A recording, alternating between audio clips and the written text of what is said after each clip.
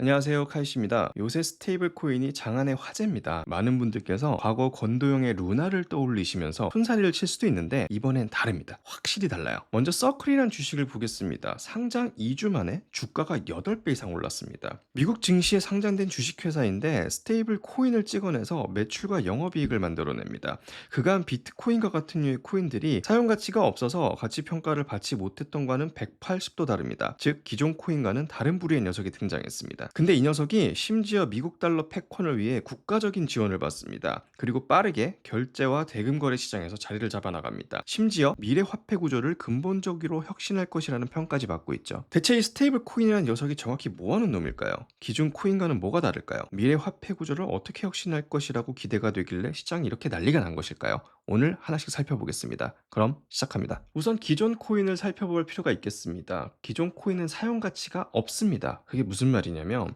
일단 부동산을 먼저 봅시다. 거주하는 데의 가치를 매길 수가 있겠죠. 그 다음에 땅의 가치도 인플레이션에 따라서 지속적으로 올라가게 됩니다. 주식을 봅시다. 기업이 창출하는 이익에 따라서 밸류에이션, 즉 가치 평가가 가능하고요. 굳이 그게 아니더라도 배당을 받게 되면서 우리가 얻게 되는 베너핏이 되게 명확합니다. 그에 반해서 코인은 사용 가치가 없습니다. 그렇다 보니까 가치 평가가 어렵고 그런 상황에서 이 가격에 등락이 생긴다라는 걸 사람들이 믿기가 어려웠던 거죠. 그렇다 보니까 워렌 버핏도 사실은 코인에 대해서 굉장히 무용론을 강조하고 있습니다. 공짜로 줘도 안 받는다 그러고 어떤 인터뷰에서는 쥐약의 제곱이라는 얘기까지도 합니다. 그래서 내재 가치가 없다. 제가 아까 말씀드렸던 그런 내용들이 사실은 워렌 버핏이 했던 얘기에서 나오는 거고요. 투기이자 망상이다. 이런 얘기를 하기도 합니다. 근데 스테이블 코인은 굉장히 다릅니다. 뭐가 다르냐? 일단 사용 가치가 명확합니다. 그리고 이걸로 돈을 실제로 벌고 있습니다. 앞에서도 말씀드렸죠? 일단 쉬운 이해를 위해서 제가 굉장히 간소하게 설명을 좀 드려보겠습니다. 이 스테이블 코인 같은 경우는 코인 한 개당 1달러로 고정이 되어 있습니다. 즉 달러와 연결이 되어 있죠. 이걸 보통 패깅이라고 합니다.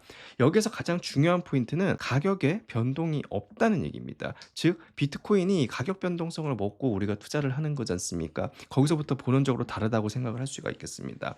그리고 지금 제가 말씀드린 이 특성이 또 하나 연결되는 게 서클과 같은 스테이블 코인 운영사는 운용 스테이블의 코인만큼 달러를 보유하고 있어야 됩니다. 이게 굉장히 큰 차별화된 포인트라고 말씀드리겠고, 그러면 이 보유하고 있는 스테이블 코인으로 뭘 하냐? 화폐를 대체해서 거래 서비스를 지원하는 그런 사업을 하고 있습니다. 그런 사업의 류가 대체 뭐가 있냐를 좀 설명드려 볼게요. 지금 우리가 보고 있는 대부분의 거대한 거래 수수료를 먹고 있는 회사들이 뭐가 있습니까? 비자, 마스터카드, 뭐 아메리칸 익스프레스 이런 카드사들이 있죠. 이런 글로벌 선도 카드사들은 어느 정도의 수수료를 요청하고 있냐? 대형 기업 대상으로는 조금 작은 수수료긴 합니다. 그래도 1에서 1.5%와 2% 사이의 수수료를 요구하고 있습니다. 근데 이런 금액이 100% 중에서는 굉장히 작아 보이겠지만 아마존이나 월마트 같이 매출이 수백 조씩 나오는 회사들 입장에서는 카드 수수료만 연간 수조 원을 내야 되는 경우가 생깁니다.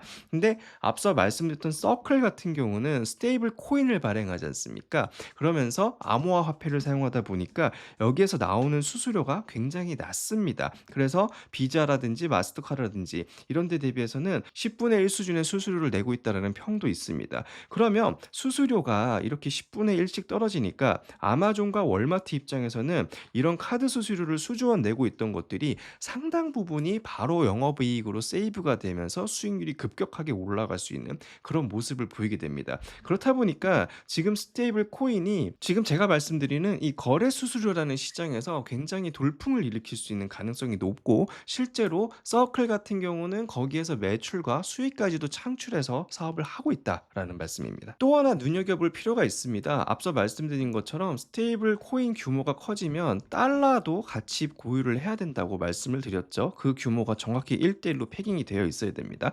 그렇다 보면 운용이 가능한 자금 규모도 커진다는 얘기입니다. 이게 무슨 얘기냐? 우리나라의 스타벅스를 예로 들어 봅시다.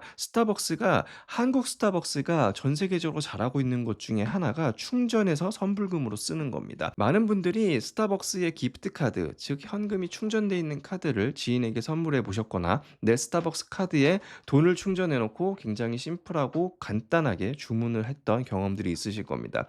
스타벅스의 선불 충전금 금액이 2020년 기준으로 1,800억이고요.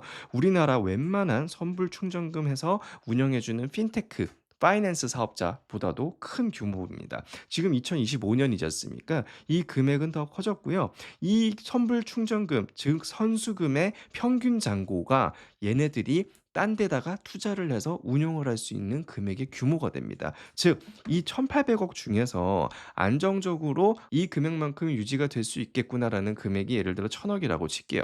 그 1,000억은 은행에 넣고 이자만 받아도 스타벅스 입장에서는 플러스 알파의 이득이 된다는 겁니다. 즉 스테이블 코인사도 마찬가지예요. 앞서 말씀드렸던 이런 트랜잭션 서비스, 즉 거래 금액을 지원해 주기 위한 서비스를 운영할 때 운용을 내가 앞에서 하더라도 뒤에서는 달러를 현금으로 보유하고 있어야 되지 않습니까? 근데 그 보유하고 있는 달러의 규모가 커질수록 이런 식으로 운용을 해서 추가 수익을 늘어낼 수 있는 원천도 더 커진다라는 얘기입니다. 무엇보다 가장 중요한 것은 스테이블 코인은 미국의 달러에 연결돼 있습니다. 그렇다 보니까 트럼프가 강조하는 Make America Great Again, 그중에서 달러에 대한 패권을 가장 좌지우지할 수 있는 중요한 핵심 안보 자산입니다. 그렇기 때문에 트럼프 정부가 집권을 하면서 이런 스테이블 코인에 대한 승인이라든지 이런 기업들에 대한 서포트가 굉장히 강하게 이루어지지 않을까 싶고, 이런 것들로 인해서 서클이 상장 2주 만에 주가가 8배나 올랐던 그런 모습들이 달성되는 게 아닐까라는 생각입니다. 자,